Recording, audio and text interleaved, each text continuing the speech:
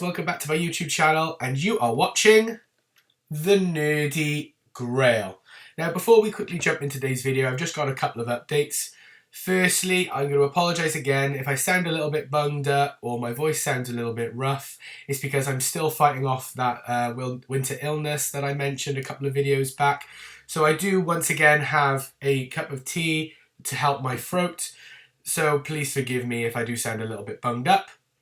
But also, today is going to be the last video that I'm going to upload for just a little bit, because obviously we've got the Christmas celebrations now. It's Christmas Eve tomorrow, we've got Christmas Day, Boxing Day, so I'm going to have a little bit of a break just to spend time with family and do some of our Christmas traditions that we have, as I'm sure all you guys will be too.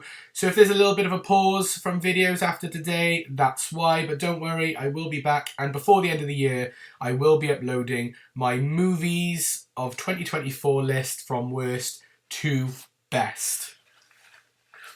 Oh, sorry, I do apologise. But yeah, I will be uploading that video as well. But in today's video, we've got a bit of an interesting one for you.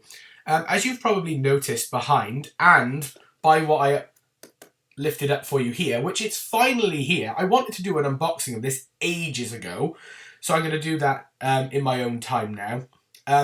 But this is just a quick little look at it. Yeah, I am doing a video where I am going to be discussing the Terrifier franchise. What a unique franchise that is. I did watch this the other night because I bought the regular Blu-ray edition as well to watch it.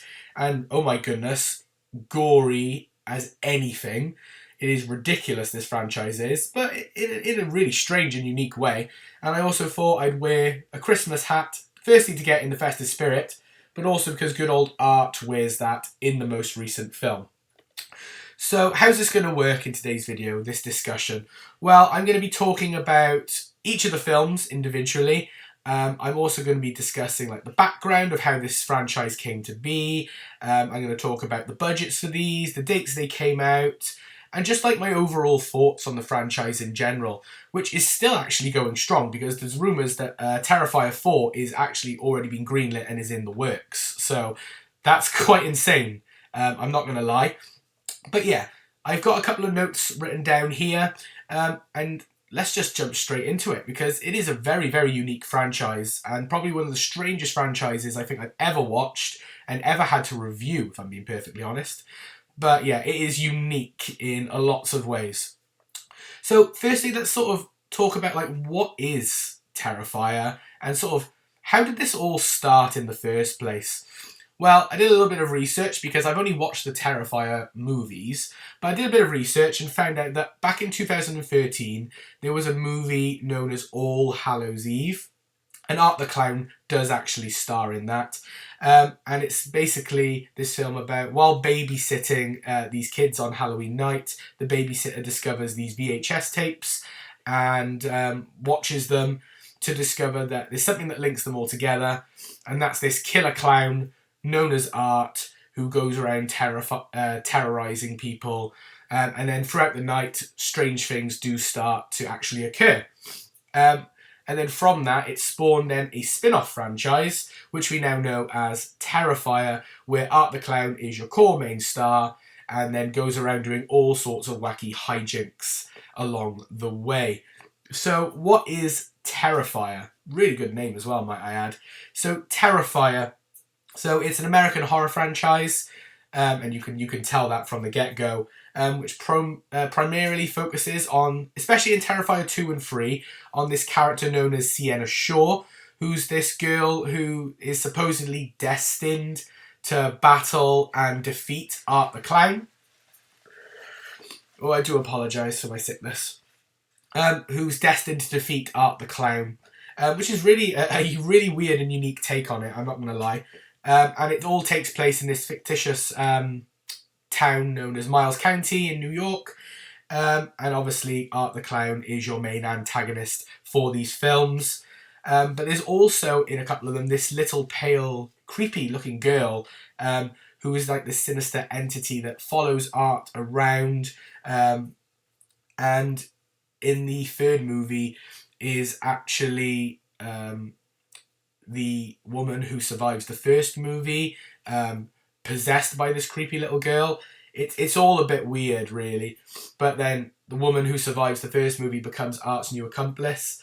It's really quite disturbing, actually. There's a lot of disturbing imagery in the Terrifier franchise, I'm not going to lie. It is quite sickening to watch at times, I won't lie.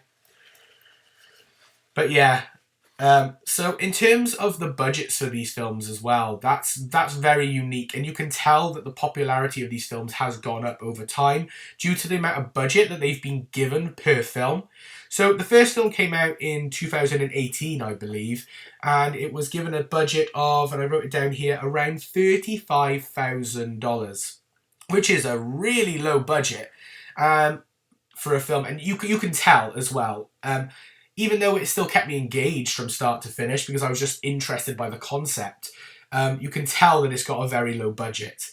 But then, because of the success of Terrifier 1, Terrifier 2 was then given a much bigger budget in comparison. Terrifier 2 came out in 2022 and was given then a budget of $250,000, which is insane. That's a big jump up from $35,000. And you can tell where they spent that money because they got a couple of bigger name people. Visually, Terrifier 2 looks a little bit better and a little bit more professional than Terrifier 1. So you can tell that the money has gone in there. And then recently, this year, we've had Terrifier 3, which obviously 2024. And I was quite surprised to find out what the budget of this one was, because then it's an even bigger jump again, and it's roughly estimated that this was given a budget of around $2 million. That is a massive step up. And again, because I only watched it the other night, I could tell, you can tell where it's gone into it. The production value has definitely gone up. Again, I have to apologise. But you can tell that the money has been spent because, you know, the acting is a little bit better. Visually, again, it's better. You know, it feels more like a movie franchise that has been built up now. So you can tell. So it is really, really interesting to see how this franchise has grown over time. And it is mad. And I'm guessing that the fourth one will probably have a bigger budget yet again. I'd probably say like something like 5 million or something. That's just a ballpark. If I get that right, I'll be very impressed with myself. But let's quickly just talk briefly about each of the films. So like we said, Terrifier 1, that was a very unique one. And by the way, that is the only one that my fiancée has actually watched with me. She refuses to watch the other ones with me. And to be honest, I don't blame her. When I watched Terrifier 3 the other night, I nearly vomited. It was so gory. It is unreal. So I don't blame you, hun. But yeah, she's only watched the first one with me. But yeah, Terrifier 1... It's all about Art the Clown hunting down these 3 girls, terrorising them, and stopping anyone who gets in their way. It sort of starts with a bit of a prologue, showing you the end, and then it does like a, well, how did we get here sort of thing. So you see like this disfigured woman who appears on this TV show, talking about her experiences about this massacre that happened a year prior. And then after the broadcaster sort of is talking to her boyfriend, mocking the way she looks. And then the woman who was being interviewed then attacks her quite brutally. And we find out that obviously the woman that is disfigured is Victoria Hayes, who is then in all the rest of the Terrifier films. She's then almost the next antagonist next to Art the Clown. She's the protagonist and then the antagonist. But in each of the films, Art does die. Because at the end of this film, Art is defeated and he's taken to a morgue, but then he's magically revived and then goes on a killing spree, killing the medical examiners and eventually escaping. And the first movie, like I said, the production you can tell is quite low. You can tell there's a low budget. They didn't have many locations. The gore, even though it was intense, you could tell how fake it was, which didn't make it as sickening, but it was still disturbing to watch. And, you know, the runtime wasn't too long either. So overall, it was an okay film. Not usually my go-to, because I'm not usually a horror guy, I know. Every time I say that and then say I've watched another horror film, I know you guys start to not believe me, but genuinely horror is not my thing. But there's just something about this that just sort of makes me go, I need to check it out, despite how disturbing it is. But yeah, so the first film's okay. Nothing too special, but it does start off a franchise, you know, and you can tell that with anything, like in Marvel with Iron Man 1. You can tell things are going to get bigger and more intense as things go along. So then you cut to Terrifier 2, which came out in 2022. Art is now resurrected and is now returning to Miles County to wreak havoc and chaos, but is now starting to terrorize this new person, this teenage girl and her younger brother, known as Sienna Shaw and Jonathan Shaw. And Sienna is said to be this girl who is destined to defeat Art the Clown and have this massive showdown. What I like about Terrifier 2 is there's a lot of dream sequences in this one. In this place called the Clown Cafe, which I'm glad got a brief little reference in Terrifier 3. And there's this catchy little tune about in the Clown Cafe. It's really, really bizarre. But yeah, and there's lots of kills in the dream sequences. It's ridiculous. The kill count in Terrifier 2 jumps up dramatically from Terrifier 1. But again, at the end of the movie, Art the Clown does get defeated. Sienna does defeat Art, actually decapitates him, using this almighty powerful sword that she is destined to use to kill Art the Clown, while Art is trying to actually eat her younger brother. It's very, very disturbing. But yeah, then there's actually a post-credit scene at the end of Terrifier 2, which I was quite surprised that Terrifier 3 didn't have a post-credit scene, especially since they're planning on continuing it on, where it cuts back to Victoria, Vicky Hayes, who's that disfigured woman from the first movie, The Survivor, where she's actually like writing messages in blood on her hospital wall. She actually gives birth, because she's pregnant, to Art's head, sort of subtly revealing that she's now kind of possessed by this creepy little girl who is now accompanying Art in this second film. Now possessed, by then will become Art's new accomplice in the third movie, which actually does end up happening. And then in the third movie, which we recently just watched, oh boy, it's intense again. So once again, Art returns to terrify and terrorize Sienna and Jonathan. But this time on Christmas. They went a bit of a different route this time. I always found that a bit peculiar that they decided the third movie had to be Christmas themed rather than doing Halloween again. But it's something different, I suppose. And yeah, it sort of ends in a similar way. But this time Art doesn't actually get killed. He does actually escape. And it sort of ends with him on a bus.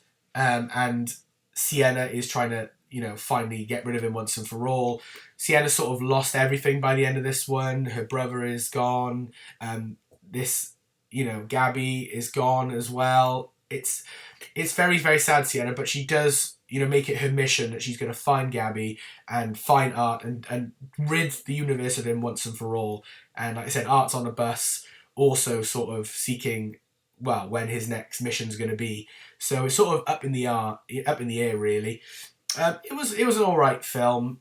Again, I'd probably say if I had to choose a favourite of the franchise, it probably would be the second one.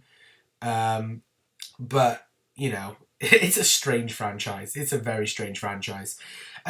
So that's a little bit of a briefing on each of the films. What I'm going to do now is I'm going to briefly just go over some of the kills that actually happen in this franchise. I'm not going to go into too much detail on it, but I'm just going to give you sort of an idea of the level that we're talking here. I'm not going to show anything. I'm just going to briefly describe to you what it is. So if you're squeamish, you might want to click off now.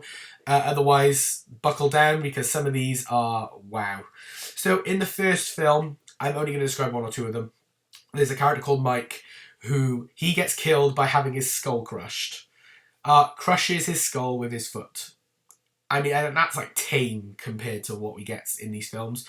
Another one, there's a character called Dawn who gets vertically cut in half with a hacksaw. It's disturbing. In the second film then, you've got, it's ridiculous. There's a character called Jeff who gets stabbed 9 times and he has his private parts ripped off. Yeah. You can imagine, and they visually show these sort of things.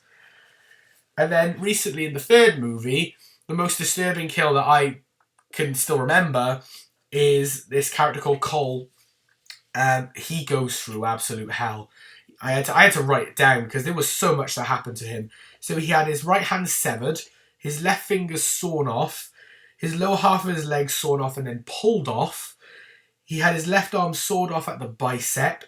His head was partially cut in half horizontally. His body and his genitalia was then cut vertically in half. And then Art used a chainsaw to do something pretty disturbing then. And I'm not even going to describe it, but it was intense. The kills in these films are ridiculous. And that's what caused me to nearly throw up. It was vile. I couldn't even. But the Terrifier as a franchise is one of the most unique things I've ever seen in my life. I'm not sure yet whether it's for a good reason or for a bad reason, but it's unique to say the least. But yeah, that is going to be my little discussion of the Terrifier franchise. I actually quite liked opening up and giving a brief description of a franchise. I might do it more. And if there's a franchise that you would like me to go over and discuss, then please leave it in the comments or leave it as a suggestion to me on my community page. Because I would love to hear it, because I watch lots of different franchises, so I would love to be able to do reviews like this for you guys in the future. But that is going to be the Nerdy Grail signing off for now. Again, I have to apologise for constantly needing to wipe my nose. I am still very, very sick. But I wanted to get this last little video out for you guys because there's going to be a bit of a break now. But I do hope that you all have a very Merry Christmas. Stay tuned because there is another video coming out later this year from me. It will be my review of all the movies I saw in 2024 and I rank them from worst to best. So stay tuned for that. But if you'd like today's video, please like it by giving it a thumbs up. Comment down below what are your thoughts on the Terrifier franchise as a whole. It is unique, if I'm being perfectly honest. But for now, this is the Nerdy Grail signing off. I hope you have an amazing day, an amazing Christmas, and an amazing New Year. Bye for now, everyone.